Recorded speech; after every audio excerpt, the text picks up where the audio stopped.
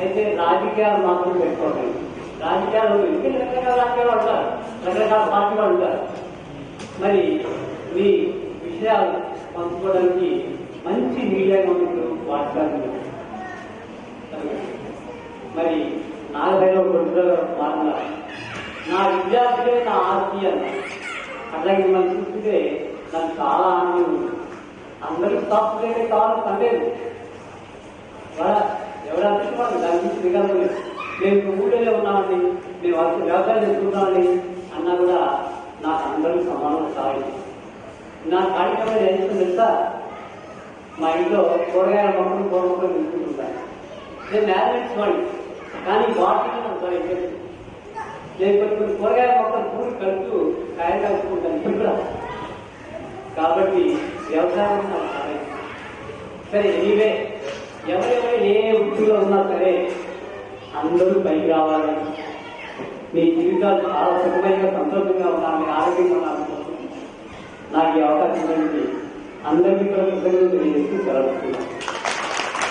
గౌరవనీయులైన సభాధ్యక్షులు, ప్రస్తుత పాఠశాల ప్రధానోపాధ్యాయులు గారికి, తదితర ఆత్మీయ సమ్మేళనకు వచ్చినటువంటి తోటి ఉపాధ్యాయులందరూ, ప్రియమైనటువంటి విద్యార్థిని విద్యార్థులకు 2002-2003 విద్యార్థులకు ఉపాధ్యాయులు నా నమస్కారములు, విద్యార్థులకు నా శుభాశీస్సులు. సరే, నాయకుడిని చూసి మాత్రం భయపడలేదు, ఏం లేదు. లేకపోతేమో అన్నది ఆకలవుతేమో అనుకోవద్దు. సంపూర్ణ ఇప్పుడు ఈ ఆత్మీయ సమ్మేళనం అంటే అర్థం ఏంటంటే, ఆత్మ అంటే సమ్మేళనం అంటే అందరూ కలయుగా అని అర్థం. అది వదిలేసేసినాడు వైపుణ్యం.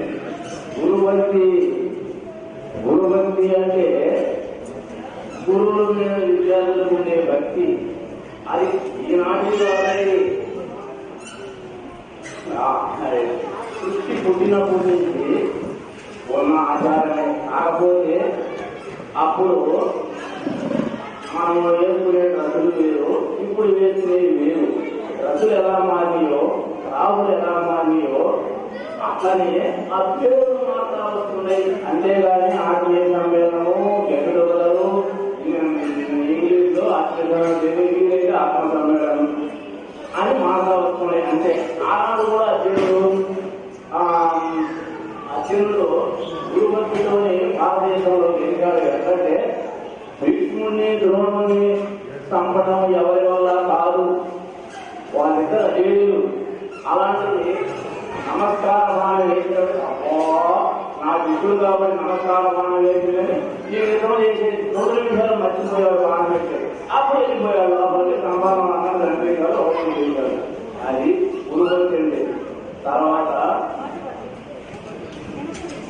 విద్యలో 3 రకాలు ఉన్నాయి: ప్రాథమిక, మాధ్యమిక, ఉన్నత. ప్రాథమిక అంటే 1-5, మాధ్యమిక అంటే 6-10, ఉన్నత అంటే ఇంటర్మీడియట్ నుంచి 8 వరకు. కానీ ఈ 3 విద్యలే కల్లా ముఖ్యమైనది ఏదంటే, ఇప్పుడు మీరు చదువుకున్నదే ఆత్మీయ సమ్మేళన మాధ్యమిక విద్య, హై స్కూల్ విద్య. వీటిలో అందరూ కలిసి ఉంటారు. 8 కలిసి ఉంటారు. కానీ అంత పెద్ద ఇంపార్టెన్స్ చిన్న వయసు. తర్వాత కాలేజీ పోయిన ఎవరే జిల్లాకు పోతారు, ఎవరే రాష్ట్రానికి పోతారు, ఎవరెక్కడ కాంపిటేటివ్ ఉంటారా ఎవరికి తెలియదు. ఇక్కడ మాత్రం అందరూ కలిసి ఉంటారు. ఈ విద్య మంచిది. తర్వాత అందులో మహామహులైనటువంటి సాంఘిక శాస్త్ర ఉపాధ్యాయులు కానీ, ప్రస్తుత ప్రధానోపాధ్యాయులు కానీ చెప్పాల్సింది చాలా చెప్పేశారు. ఇంగ్లీష్ మీడియం నాకేం చూపించారు, చెప్పాలి అంతా వాళ్ళు చెప్పేశారు. అందువల్ల ఏదైనా కొద్దిగా కార్యక్రమం ఏంటంటే 1-2 మిగిలి చెప్తాను. అంటే వాళ్ళు చెప్పలేదు, వాళ్ళు చెప్పండి, నేను ఒకటి చెప్తాను. నేటి విద్యార్థులే రేపటి పౌరులు.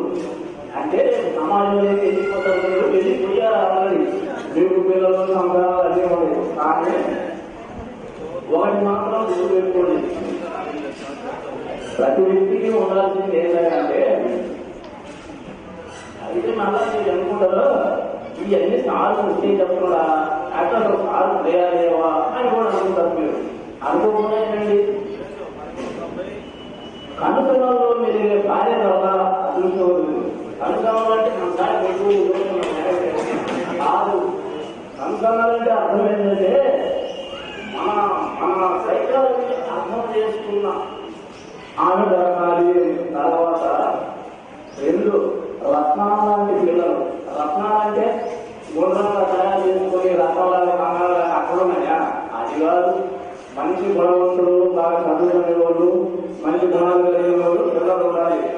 అది ఇద్దరు పిల్లలు ఉంటే చాలు వస్తాను బట్టి. కానీ లక్ష్మీ సంపాదన కూడా ఉండాలి. ఇది లక్ష్మీ సంపాదన అంటే డబ్బు కూడా చూడాలి. తర్వాత సరస్వతి ప్రధానం ఉండాలి. సరస్వతి ప్రధానం అంటే చదువు రావాలి. తర్వాత ఈ 4 వచ్చిన తర్వాత ఇంకోటి 5 ఆరోగ్యం ఉండాలి. అది దేవుడు ఇచ్చేది. కానీ ఈ 5 మాత్రం ఒక వ్యక్తికి దాదాపుగా కుదరవని నేను అనుకుంటున్నాను. కానీ కుటుంబి 100లో 1000లో ఒకరికైనా 1000లో 5 అలా కుదరవచ్చు. ఎవరు కుదరదు మీరు ఆలోచించుకుంటుంటే అర్థమవుతుంది. తర్వాత కానీ ఇంకోటి ఉంది. లక్ష్మీ సరస్వతి అనేది ఒక వ్యక్తికి కూడా. ఎందుకంటే విష్ణుమూర్తి కొడుకు బ్రహ్మదేవుడు, బ్రహ్మదేవుడు భార్య సరస్వతి, విష్ణువు భార్య లక్ష్మి. అప్పుడు మన కోడలు అవుతుంది. అత్త కోడలు జనరల్గా పడదని అందరూ అనుకుంటుంటారు. ఆడవాళ్ళు తెలిసిన విషయమే. పడేవులు కూడా తల్లి కూతురులా ఉద్యోగులు ఉంటారు. కానీ వాళ్ళిద్దరు పోటీ పెట్టుకుని ఇట్లంతా చెయ్యి అనేటప్పటికి ఒక ఆయనేమో ఏదో కనవలసిన లక్ష్మీ అనేటప్పటికి చదువుల అపార్థాన్ని కూడా ఎన్ని క్లాస్ అయినట్టుగా విద్యావంతులు అవుతారు. కానీ ఇద్దరు బుద్ధి కాలంలోనే అంటే నేను గొప్ప పోటీ కూడా ఇద్దరు లక్ష్మీదేవి సరస్వతి ఎవరు గొప్ప అనేది నిర్ణయిస్తాం. వాళ్ళు నిర్ణయించారు అప్పుడు దేవతలు. తర్వాత సంవత్సరానికల్లా డబ్బంతా బాగు చేసుకొని ఆయనేమో ఇదైపోయాడు, తగ్గిపోయాడు. ఈ చదువుకున్న ఏమో సరస్వతి కళాశాల ఆయనేమో పైకి వచ్చి ఉద్యోగం సంపాదించుకొని బాగుపడు. అందువల్ల సరస్వతి చేసినాలని మన శాస్త్రాలు తెలుసుకుంటాయి. సరే అది అయిపోయింది. మీకు తెలిసి సరే గురుదక్షిణగా మీరు మమ్మల్ని పిలిచారు. ఏదో అన్నదాత దుఃఖీభవ, ఢిల్లీదాత దుఃఖీభవ అన్నట్టుగా చట్టానికి మీరు పెట్టారు. జనాలు వినియోగం అయిపోయింది. తర్వాత ఆ కాలంలో కూడా అర్జునుడు శ్రీకృష్ణుడు కూడా గురుదక్షిణ ఇచ్చారు. సంస్కృత పండుగ వచ్చి అర్జునుడు ఇచ్చాడు. చనిపోయిన కొడుకుని చేసుకొచ్చి సాంఘికుడు ఆయన గురువుకి శ్రీకృష్ణుడు ఇచ్చాడు. తర్వాత ఒక్క చిన్న విషయం నాలుగో విద్యార్థుల గురించి చక్కగా చెప్పాడు. మన హిందీ ఇలాంటివి అటువంటి ఏంటంటే అన్నింటిలో 96 వస్తాయి. ఇంగ్లీష్ సీటు కొట్టాలంటే అన్నింటిలో 96 రావాలి. ఆ సబ్జెక్టులో హిందీలో మాత్రం రావు. అందువల్ల వాటికి సీటు రాదు. అందుకని హిందీ అంటే భయపడేది ఒక పేరు ఉంది. అలాంటిది పోగొట్టి నేను స్కూల్లోనే ప్రతి సంవత్సరం నేను 15 రోజులు వస్తాయి. అదేంటంటే అక్కడ అందరూ శాస్త్రంలో పూర్తి పేరు చేయకపోతాయా? అందుకని అది 96 ఎలా చేయాలంటే మనం దానికి ఒక స్పెసిఫిక్ ఉంది, దానికి ఒక పద్ధతి ఉంది. అలా చేస్తే 96 వస్తాయి. దాని రద్దు చెప్పాలంటే ఇప్పుడు అన్న మాట్లాడుతుంది కదా. తర్వాత సంస్కృతి కూడా ఎలా వస్తుందంటే ఖర్చు మీద 25% వస్తుంది, పని మీద 25% వస్తుంది, బోధన మీద 25% వస్తుంది. వాళ్ళ విద్యార్థి కృషి వల్ల 25 మొత్తం మొదలు అయిపోయింది. ఈ 4 కుదిరితేనే వాళ్ళు కృషి. భయం అంటే ఏంటంటే